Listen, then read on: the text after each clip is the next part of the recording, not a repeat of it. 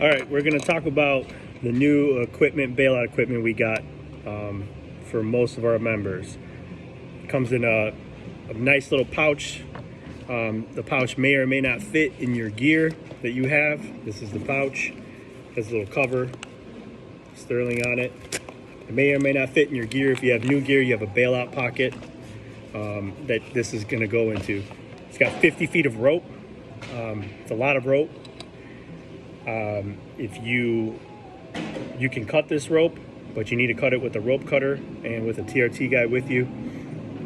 Recommend anywhere from about 25 feet would be best. Fit really nice in your gear. If you did that, you could keep 50 and it's fine if that's what you want to do. A couple other pieces that it comes with. So this is a sterling lightning hook. So it has a little clasp here, a gate, and that gate you'll see during the other videos is used to wrap and make the anchor.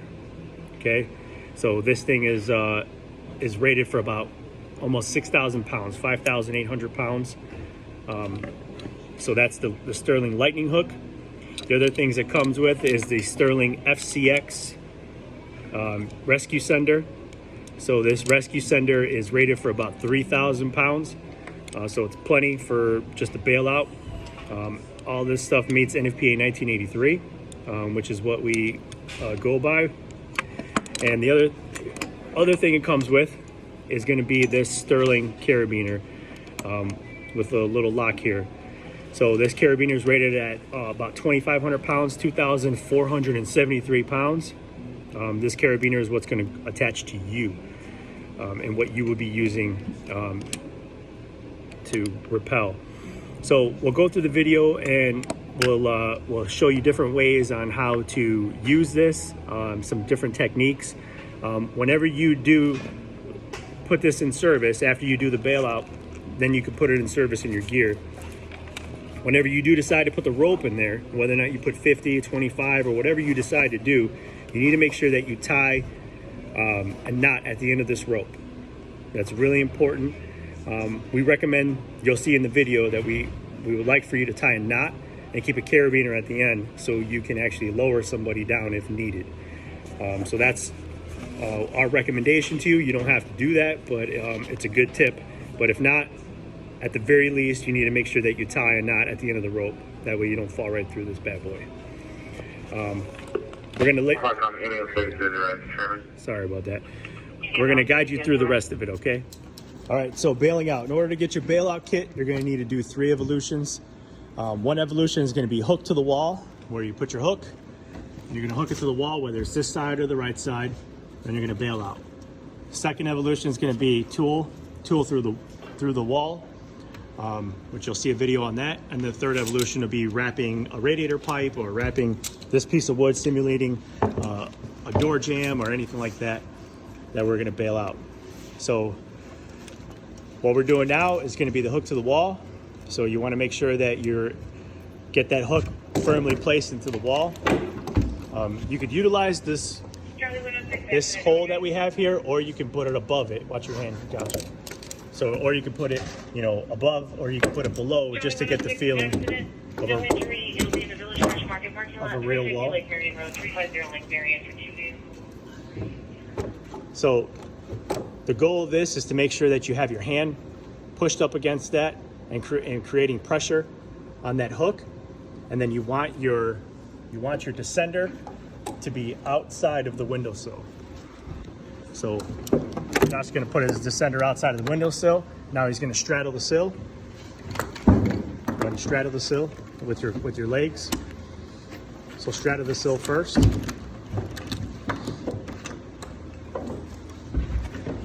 There you go. Lean your butt back against that wall. There you go. Now just slowly load it. And there's gonna be a little bit of a drop once it kicks in. Get your knees up. Get your knees all the way up against the building, to the wall. There you go. So now he's in full. He's on the system. His hook is hooked, and now he can descend. So put your knees up, Josh. All right. So now take your hand and just slide right down. Good point. If you're not going to use the windowsill, wrap around, and then take slack in your rope and do 2 wraps around the hook.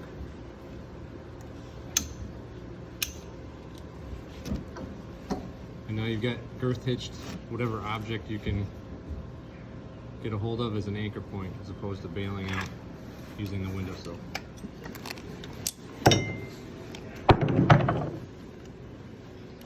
So setting up a tool to put on the wall, you're gonna take your Halligan, you're gonna make a hole, and you're gonna put your Halligan through the wall. And tie the clove hitch.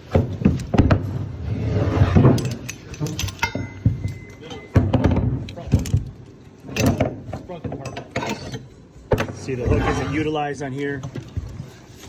We're just using a clove hitch and the rope. Go through, clear. Adz end should stick out so the tool doesn't fall through. Your butt towards the back. You're getting down. Hand under the rope so you clear it. Over the rope, I'm sorry. Down you go.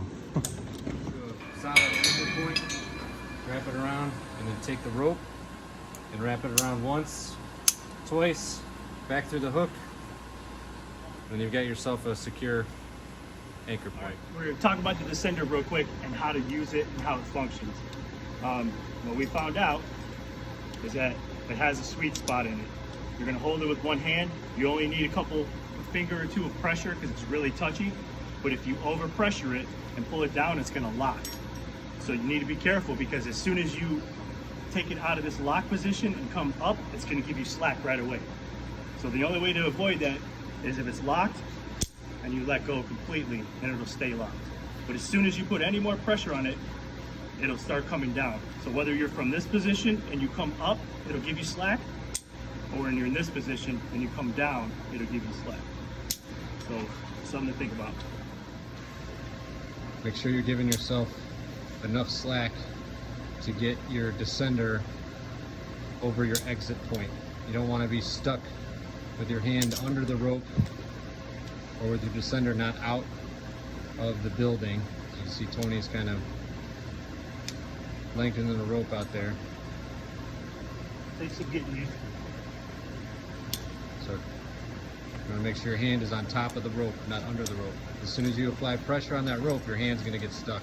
On belay?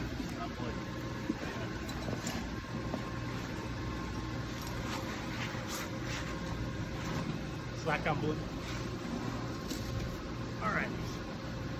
So, real touchy.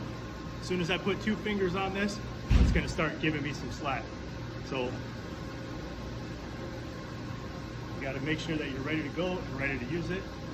If I completely put it all the way down, it'll lock off. But I got to keep it down. As soon as I let up any pressure, it's going to start sliding, just like that. So you got to be careful with it. So in the case that somebody might not have a bailout kit, or if you're having to get a victim down or lower a victim, you'd have to put them into a hasty harness. But with this, we can hook into a firefighter, hook into his belt, get him hooked in, and then I can use my lightning descender with 2 wraps, and then I can lower him down by using the system. So right, go over. If I just sit,